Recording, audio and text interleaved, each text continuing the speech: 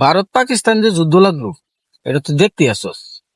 আমরা 1971 যুদ্ধের সম্মুখীন, তুই এই সময় তুই এটা কি তুই দেখছ? এই সর্বনাশ, 1971 সালে যে যুদ্ধটা লাগছে হ্যাঁ। এটা ভারত পাকিস্তান যুদ্ধ হইলো।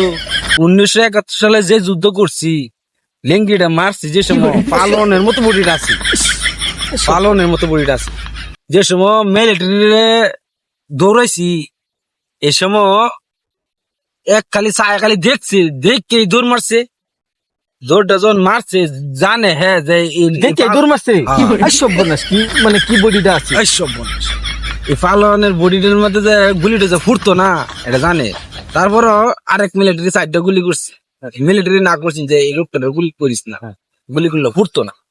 এই সর্বনাশ, চিন্তা করো কি বডিটাই আছে বেলা। বডি মানে কি পালনের মতো বডিটা আছে।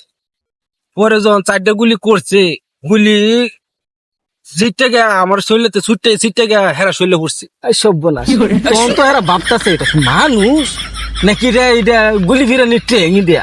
গুলি ফিরানি ট্রেন। এই সব চিন্তা করো। তখন পরে মনে করো গেছি, গেলে দুইটা যখন গেছি তখন তো মনে করো হেরা গুলি চুলি থুয়ে দু কি বয়টাই না ভাই, কি বয়টা এনে পাইছে।